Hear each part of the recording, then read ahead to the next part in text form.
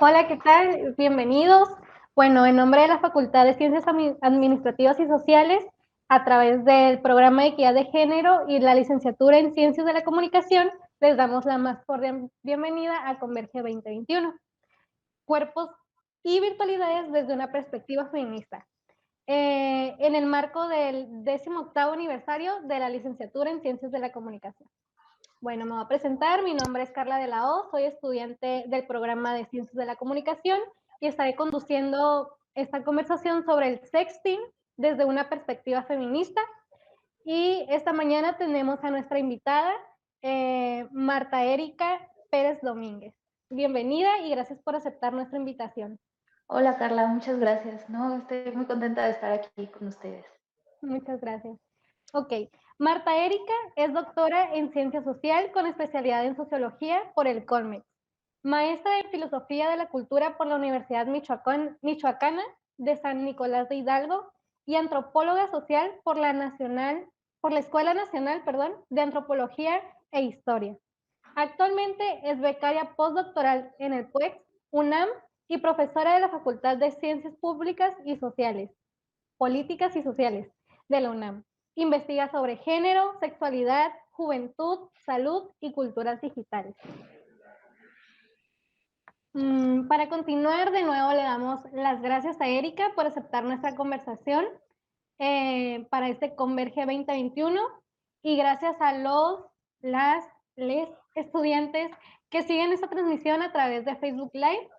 La dinámica de la entrevista será que comenzaremos con algunas de las preguntas que nos compartieron las personas de la comunidad universitaria y egresados, y posteriormente le damos un momento para las preguntas que nos vayan surgiendo en la transmisión. Les recordamos también que pueden escribirnos las preguntas en el chat y nosotros vamos a estar pendientes para estarlas compartiendo aquí y que nuestra invitada nos ayude a resolverlas. Para comenzar, ¿qué es el sexting y por qué es una práctica que ha cobrado visibilidad en los años recientes? Sí, gracias Carla. Bueno, pues el sexting hay como formas más o menos complejas de definirlo.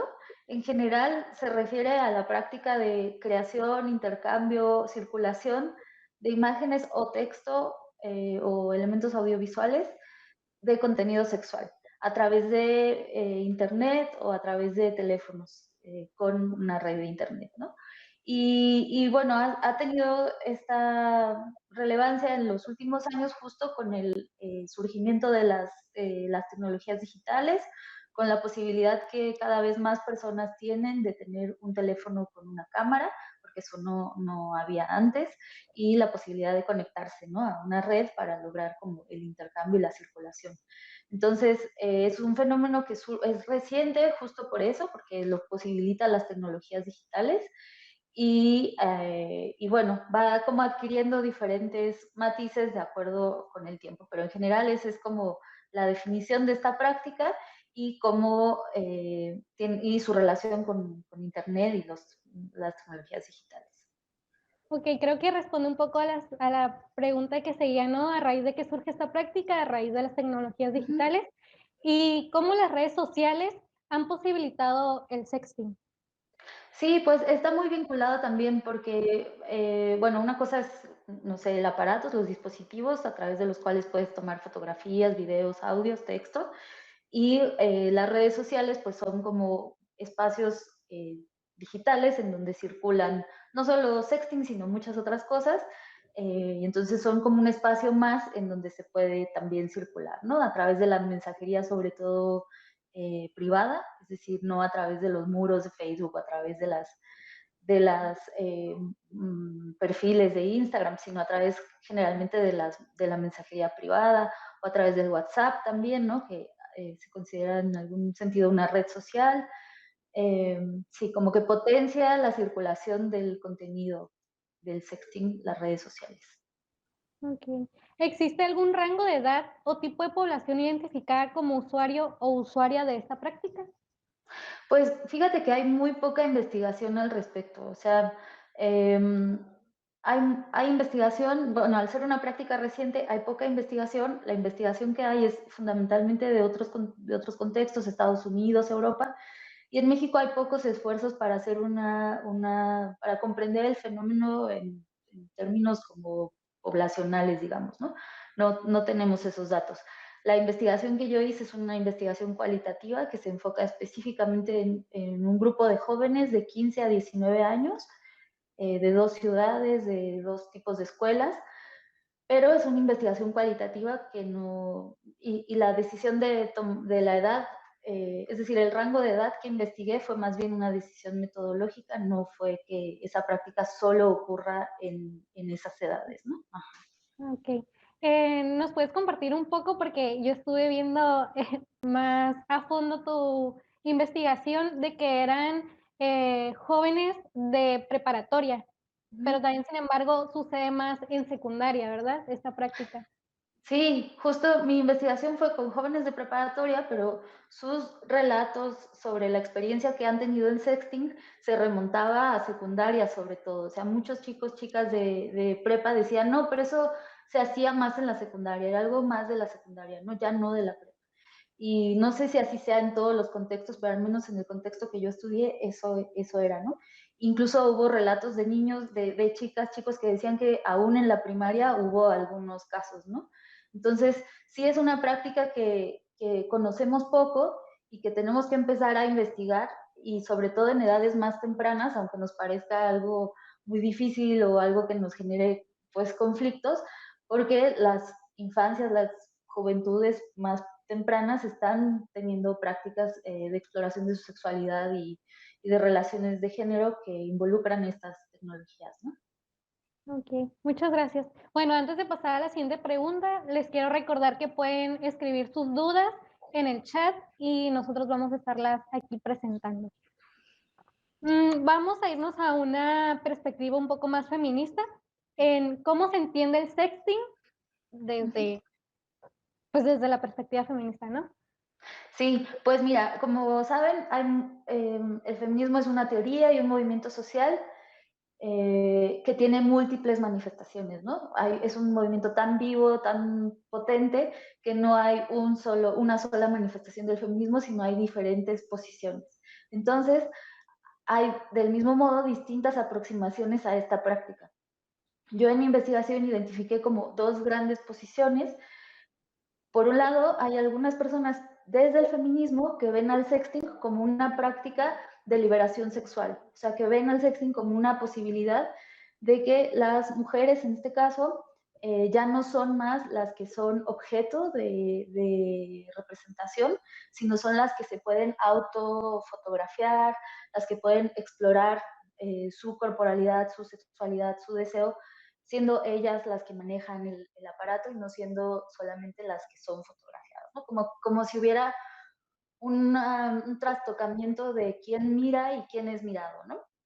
Y lo ven también como una forma de agencia sexual, es decir, como de una posibilidad que tienen las jóvenes de ejercer su sexualidad con libertad, de romper con los estereotipos de feminidad, de sexualidad contenida, limitada. Esa es una posición. Hay otra posición que es en la que yo me posiciono y desde la que yo veo el fenómeno, que es un poco más, que busca más como problematizar la práctica, ¿no? Para mí y para otras autoras, el sexting no es una práctica solamente individual, o sea, no es solamente una chava tomándose fotos siendo libre, sino que se encuentra en un entramado de relaciones y relaciones de género y por lo tanto relaciones de poder. Es decir, aún si estoy yo solita en mi cuarto tomándome una foto, estoy pensando en quién la va a ver o cómo se supone que es lo sexy, o sea, quién define cómo es lo sexy, ¿no? ¿Por qué me tomo fotos de un modo y no de otro? Eh, y en esa construcción, esa es una construcción social que responde a una forma de entender, a una orden de género, ¿no? En donde se concibe de cierto modo lo masculino y de cierto modo lo femenino. Entonces, desde la perspectiva feminista que yo sostengo, el sexting es una práctica que ocurre en un entramado de relaciones de poder y en donde no es lo mismo ser mujer que ser hombre, y en donde no es lo mismo pedir una fotografía que ser alguien a quien se la pide. No es lo mismo enviarla que reenviarla, ¿no? Entonces, todas estas como diferencias que nos permite ver la mirada de género, o sea, una perspectiva de género nos hace justo esas preguntas. ¿Es lo mismo para los hombres y para las mujeres? ¿Qué otras formas de vivir esta práctica existen? Entonces es como una mirada un poco más compleja que busca justo esas diferencias y busca entenderla como algo colectivo, no como algo individual, ¿no? Entonces, más o menos esa es como la perspectiva. Ok, bueno, muchas gracias. ¿Y cómo hacer el sexting una práctica segura?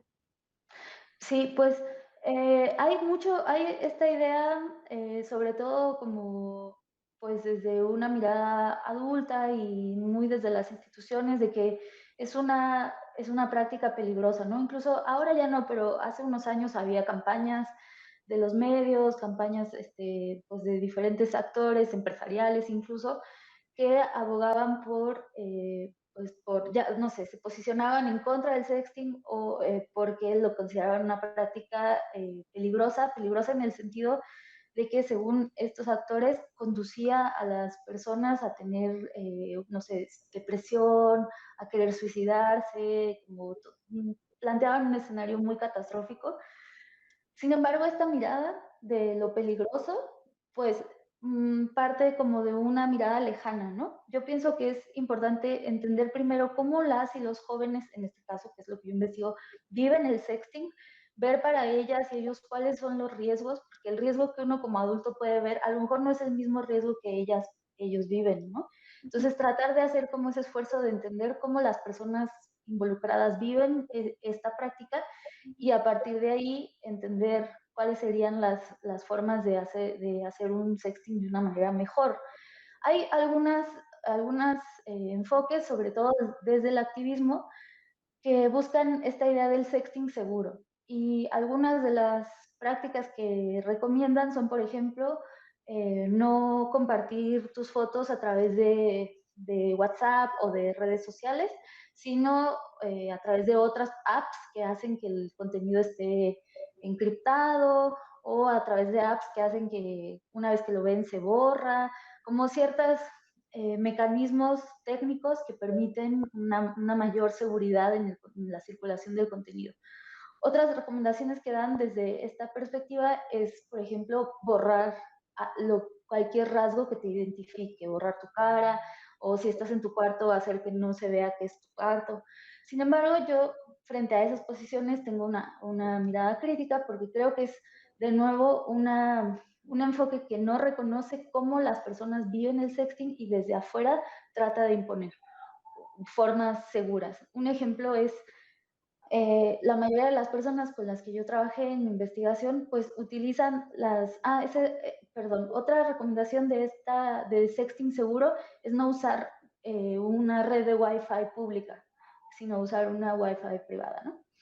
Y muchas de las personas con las que yo trabajé justo andan por la vida buscando redes libres, ¿no? O sea, no están, no sé, la red de la escuela, la red de la cafetería de enfrente, la red del metro, porque eh, hay muchas condiciones y mucha gente no tiene acceso a una red privada o pues trae datos y prefiere conectarse al Wi-Fi.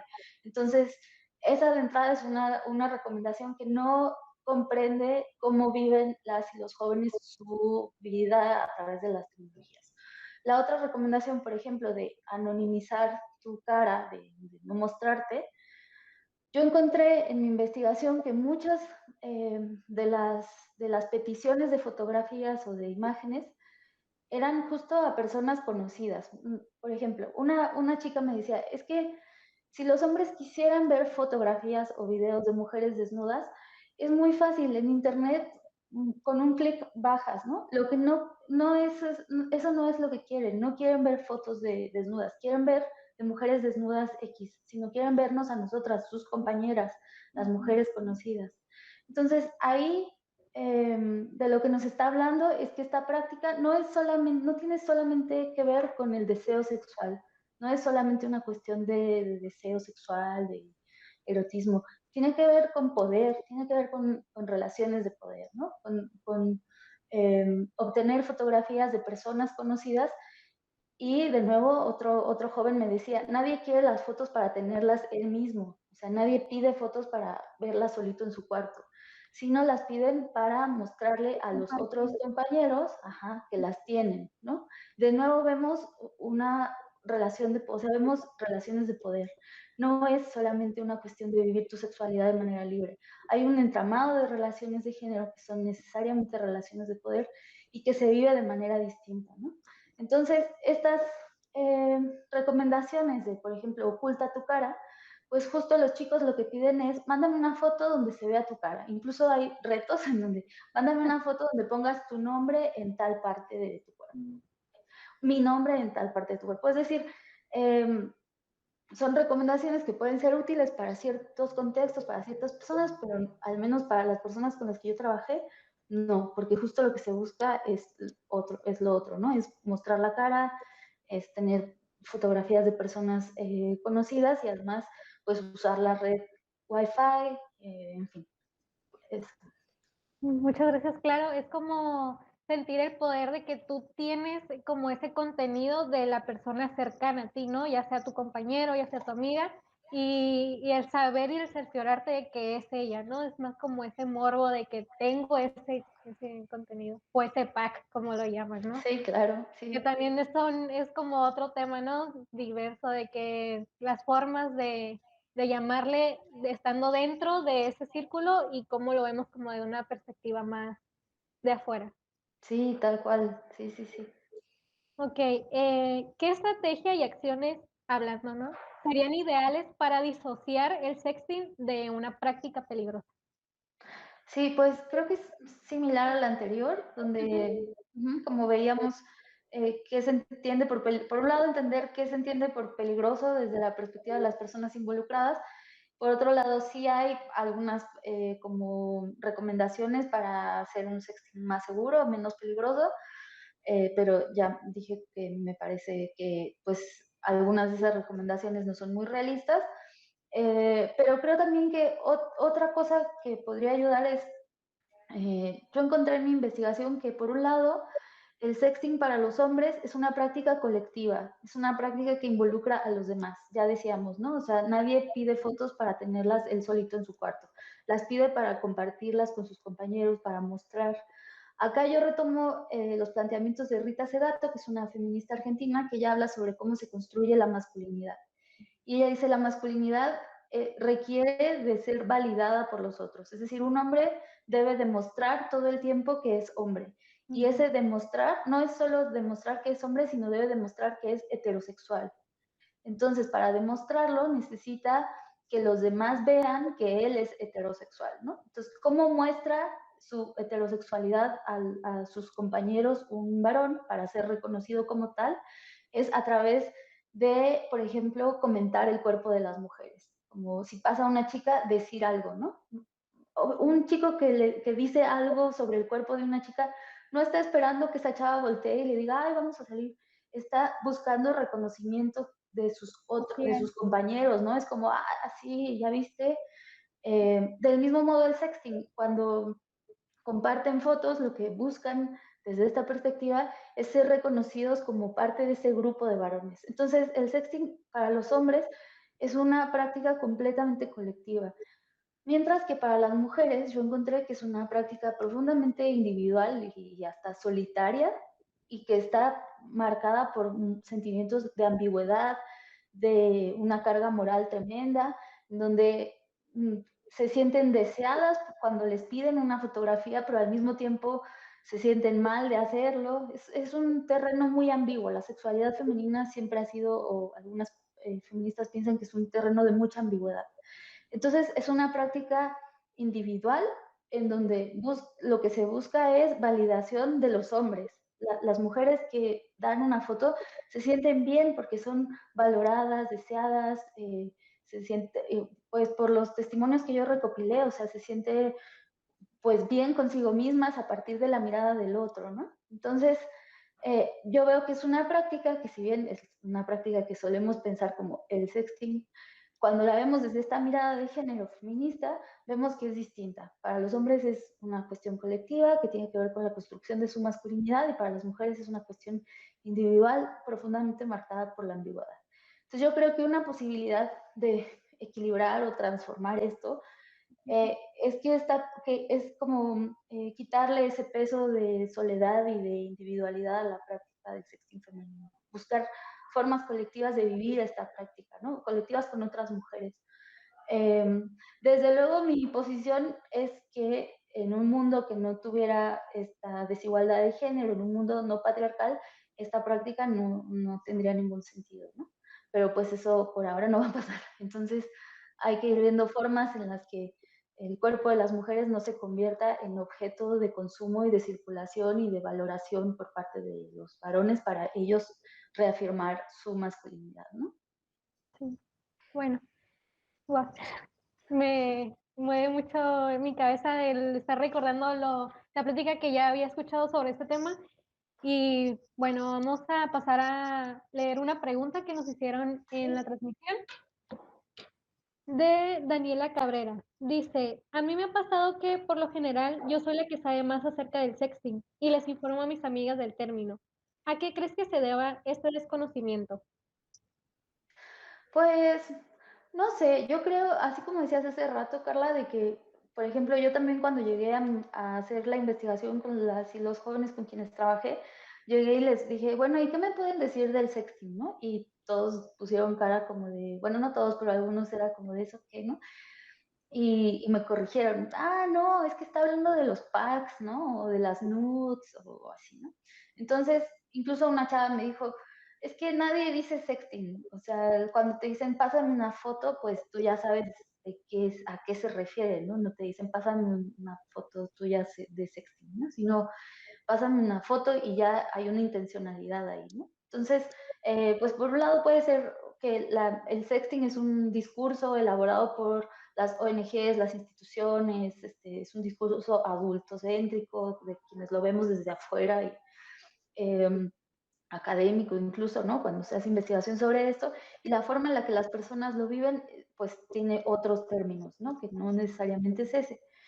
Y pero también puede ser que pues no sea una práctica tan extendida en todos los contextos, ¿no? Si no todas tus amigas conocen sobre esto, pues a lo mejor es que no les han pedido una foto o no han estado en contacto en esa práctica de algún modo, ¿no? Entonces, sí, todo no se puede generalizar, yo creo.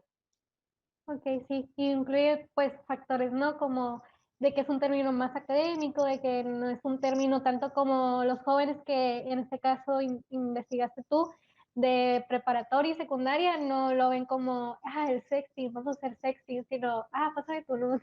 O sea, ya es como otro Ujú. término súper diferente. Bueno, desde su experiencia, ¿cómo influye la clase social, la edad, el género y o la etnicidad en la percepción y la práctica? Sí, pues justo yo hice la investigación sobre jóvenes de preparatoria de dos ciudades distintas, de Morelia y Ciudad de México, y de escuelas privadas y escuelas públicas. Detrás de esta idea de la escuela privada y la escuela pública hay una idea de clase, ¿no? Como justo quería ver cómo ampliar mi mirada, diversificarla, no tanto comparar, sino ver diferencias, ver como un panorama más diverso. Y por eso estudié como, intenté acercarme a dos como espacios de clase distintos, ¿no? Uno de escuela pública y escuela privada. Sin embargo, no encontré en esta práctica en específico, en la práctica del sexting, no encontré muchas diferencias. Quizás sí en algunas de las escuelas públicas encontré, por ejemplo, prácticas como más de extorsión, como de, si no, por ejemplo, algo que me sorprendió mucho, una chava dijo que su exnovio le pidió que le diera la televisión de su casa, si no iba a publicar las fotografías, cosas así, pero fue como muy extraordinario. O sea, no puedo decir que sea un patrón, ¿no? Solo fueron experiencias un poco distintas, pero en general hay esta forma de vivir el sexting, como les decía, ¿no? En general, tanto hablando de clase. Hablando de género, es lo que ya venía, ya me adelanté, pero ya lo expliqué, ¿no? El género fue una de las diferencias fundamentales de esta práctica. No es lo mismo ser mujer y ser hombre e involucrarse en esta práctica. De entrada, los hombres suelen ser los que piden y las mujeres las que envían. Sí, hubo casos de chavos que enviaron, por ejemplo, me contaron el caso de un chico que sus compañeras lo engañaron, se hicieron pasar por una chica y le pidieron una foto, ¿no? Y él mandó una foto y la circularon entre compañeros. Y la forma en la que lo narran es muertos de la risa, ¿no? Incluso él, o sea, como de, ay, sí, ya, ¿no? Como, o sea, obviamente sí un poco afectado, pero nada que ver con la afectación que pudo tener las chavas con las que conversé también, ¿no? Entonces, incluso la forma en la que se vive mandar una foto y ser expuesto es distinta si eres hombre a si eres mujer. Y otro rasgo que sí fue diferente, que sí marcó una diferencia, fue la edad. Al menos en este rango de edad que yo estudié, ahí mismo hubo diferencias, ¿no? Me decían, por ejemplo, que era más común que los hombres, los jóvenes más, como por ejemplo los de tercero de prepa, le pidieran a las chicas que iban entrando a primero de prepa, o los chicos de primero de prepa les pidieran a las de tercero de secundaria, ¿no? Si alguien de prepa le pide una foto a las de secundaria, hay más posibilidades de que las chicas de secundaria les manden una foto. ¿Y qué hay detrás de esto? Hay de nuevo relaciones de poder, ¿no? Varias de las chavas con las que trabajé me dijeron, es que no, incluso hombres, ¿no? Como de cuando los más grandes te hablan o te juntan a sus fiestas, es lo mejor, ¿no? O sea, las personas populares son las que se hablan con los más grandes, porque los más grandes ya hacen cosas, tienen como, por ejemplo, me decían en sus fiestas, ya toman alcohol o fuman marihuana, entonces los dejan llegar más tarde, son más libres, y entonces todo esto va como cubriendo a las personas mayores de un halo de son lo máximo, ¿no? Y pues de poder, ¿no?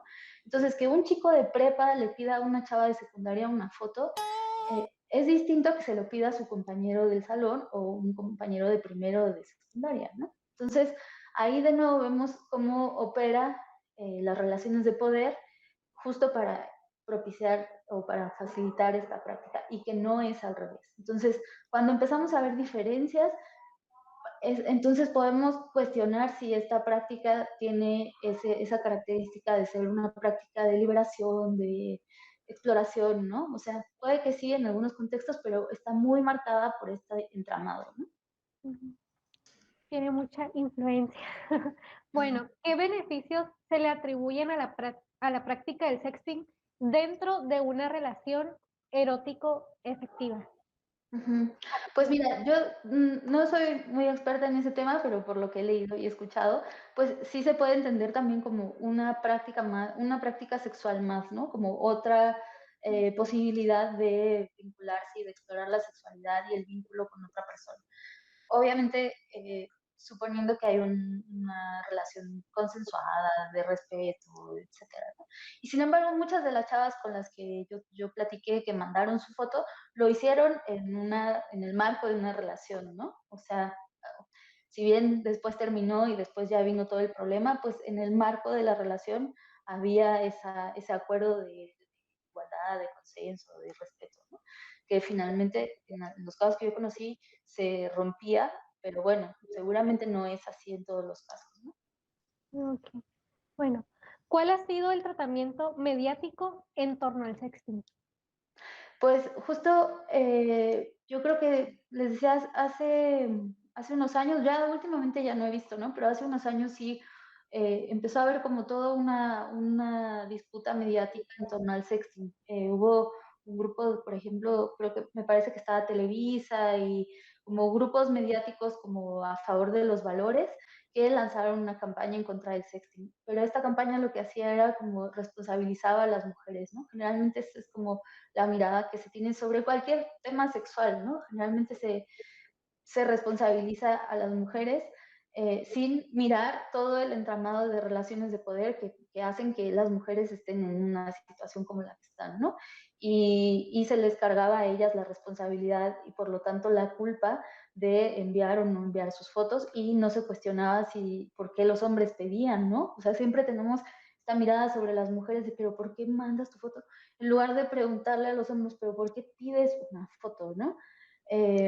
¿Por qué la reenvías? ¿Por qué la compartes? Entonces había todo este discurso, salieron otras organizaciones, sobre todo de derechos digitales, organizaciones así, para defender, como para cuestionar esa campaña, pero pues su salida, o sea, la respuesta de estas organizaciones generalmente es hagamos un sexting seguro, de nuevo sin problematizar la práctica, ¿no? Decían, no uses wifi públicas, tapa tu cara, pero no había una reflexión más profunda o un cuestionamiento de pues, feminista, género, de qué hay detrás de esta práctica. Ok. ¿Cómo ha impactado este tratamiento en la percepción pública sobre el sexting?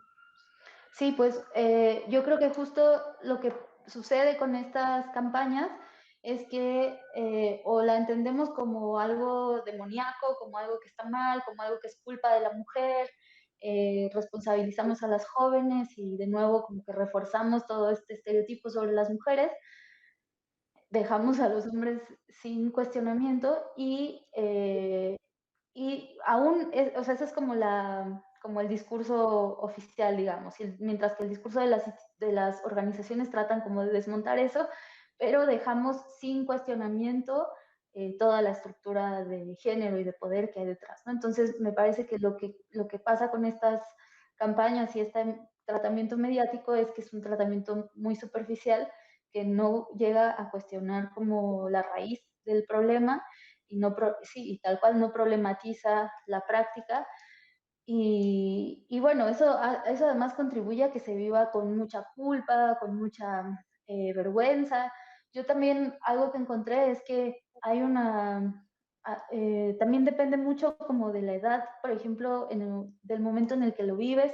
No es lo mismo a lo mejor ser una mujer de 30 y tantos que hace esa práctica y tiene muchos elementos para pues resistir a cualquier problema que venga, que una chica de 15, 14 años que está como en un proceso de construcción de su propia sexualidad, de su subjetividad, de su autoimagen, de su autoestima.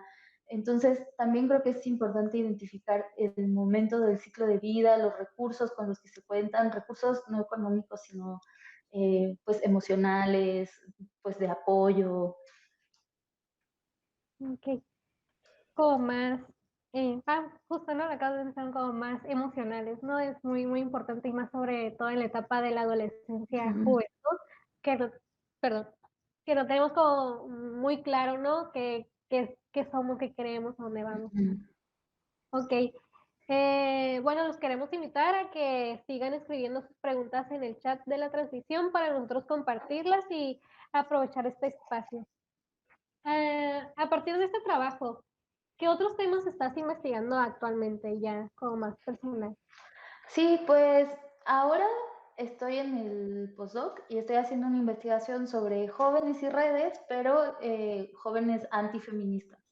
Me interesa mucho como, me, mm, me genera mucha duda, mucha curiosidad, porque hay jóvenes que son como de derecha, digamos, ¿no? Jóvenes que no buscan como la libertad, la igualdad, la diversidad sexual, sino todo lo contrario, ¿no? Sino como que buscan regresar a sociedades conservadoras, en donde solo haya una forma de entender el mundo, una forma de entender la familia, la sexualidad, el cuerpo. Entonces eso es como una curiosidad personal y en el programa en el que estoy haciendo el postdoctorado también hay un interés por estos procesos de cambio y resistencia. Y entonces estoy haciendo eso, apenas voy más o menos haciendo una exploración inicial, pero sobre influencers y jóvenes que en las plataformas digitales construyen un discurso en ese sentido, ¿no? Tanto, por ejemplo, discurso anti-aborto o discurso en contra de la diversidad sexual, en contra del matrimonio igualitario. Sí, Qué interesante y ojalá pronto podamos volverte a invitar y que nos compartas un poco sobre esa investigación. sí, Pues yo creo que ya no hay más preguntas, ¿no? Tienen tiempo de escribirnos en la transmisión. Y si no sale otra, pues ya queda más que agradecerte en nombre de la Facultad de Ciencias Administrativas y Sociales y del Programa de Equidad de Género, por pues dejarnos conversar y compartirnos esta información, por tu participación en Converge 2021. No sé si gustas agregar algo más. Pues no, nada, agradecerles, recordar que pues cualquier fenómeno social, cualquier práctica que conozcamos, es importante tratar de verla en su contexto, tratar de entender que no es nada, es una práctica individual, que es como medio una trampa, yo pienso, tratar de ver las cosas como decisiones absolutamente individuales. Siempre hay una estructura detrás, una organización social que hace que las cosas funcionen como funcionan y nuestra mirada tiene que ir a desmontar ese orden más que a reproducirlo, ¿no? Entonces, sí, eso en el sexting o en cualquier cosa que estemos investigando o que nos interese, siempre tratar de ampliar la mirada y de ver qué hay detrás de esa práctica, ¿no? Porque no hay nada que sea absolutamente individual. Ok. Bueno, sí nos salió otra pregunta aquí Claro. Deja, la leo, ¿eh? Es de Maribel Camus. Gracias por la charla. En tu exploración, ¿se conocía acerca de la ley Olimpia? No, yo hice la investigación en 2000, ¿qué fue? Pues 2013, 2014. No, 14, 15, 17, 18. Sí, como del 16 al 18 más o menos.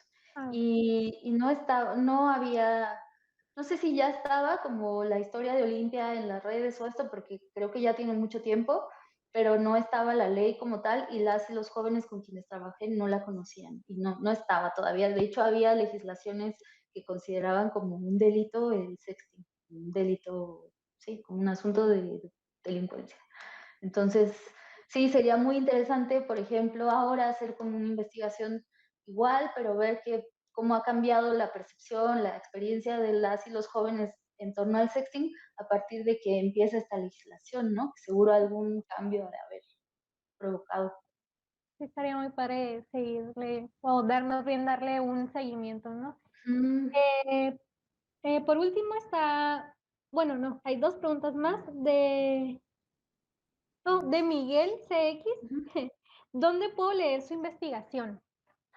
Este tema del sexting específicamente, hay un artículo, si buscan mi nombre, por ejemplo, y sexting, seguro ahí sale. Es un artículo en una revista que se llama Comunicación y Sociedad que salió el año pasado. Sí. Y mi investigación doctoral, que es sobre, no es solo sobre sexting, sino sobre sexualidad y jóvenes, sexualidad y género, jóvenes y redes sociales, esa está también en el Colmex, en la biblioteca del Colmex, pero está en línea y también la pueden encontrar ahí disponible. Muy bien. Sí, sí, hay otra pregunta, eran dos, ¿eh? Dice, ¿qué debemos saber las madres y los padres adolescentes sobre el sexting?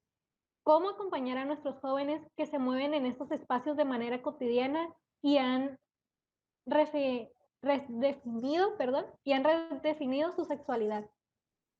Sí, pues muchas veces que hablo sobre este tema me llegan ese tipo de preguntas y yo pues no soy mamá y no sé, pero sí creo que algo muy importante a partir de la investigación que hice es que las y los jóvenes se encuentren en sus familiares, en su mamá en este caso, una figura que acompaña y que no juzga. Porque en el momento en el que hay una sensación de que les juzgan, se cierran y pueden fácilmente pues buscar en otro lugar o no sentirse cómodas, seguras para compartir, sino alejarse, ¿no? Y justo creo que lo peor es que se alejen, ¿no? Entonces yo les invito a que en lugar de querer decirles cómo hacer las cosas, preguntarles cómo lo están viviendo, conocer, ¿no? Como acercarse desde la curiosidad y desde la apertura. No sé no sé qué tan fácil sea, ¿no? Pero más que querer enseñarles, aprender de ellas y ellos, porque a veces también nuestra mirada adulta parece como si los viéramos como si no supieran, ¿no? Y muchas de las personas que yo conocí son chavas que a lo mejor en la secundaria sí tuvieron como momentos así muy feos con respecto al sexting, pero que en la prepa ya lo veían de un modo súper maduro, como mucho más, como una comprensión más clara de lo que había pasado, sin culpas. O sea, son gente súper, como Más armada, consciente. ¿no? Ajá.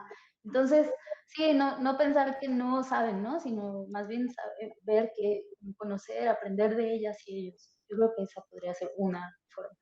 Abrirnos a sus espacios y a sus nuevos conceptos y virtualidades, como Sí, lo dice el nombre de Converge 2021.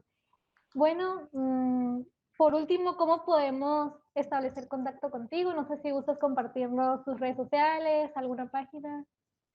pues no tengo, más bien mi correo, si quieren se los dejo, les voy a dejar el erica.romix@gmail.com. Muy bien. Sí, ahí. Ok. Bueno, pues agradecemos mucho a quienes nos hayan acompañado en la transmisión. Les invitamos a que sigan pues pendientes de nuestras redes sociales para que puedan acompañarnos en todas las actividades del programa de equidad y género que tenemos para ustedes. Y bueno, pues mi nombre es Carla de la O. Muchas gracias de nuevo, Erika, por compartirnos toda esta valiosa información y pues sería todo. Hasta la próxima. Gracias, Carla, gracias a todas, todos. Bye. Ahí.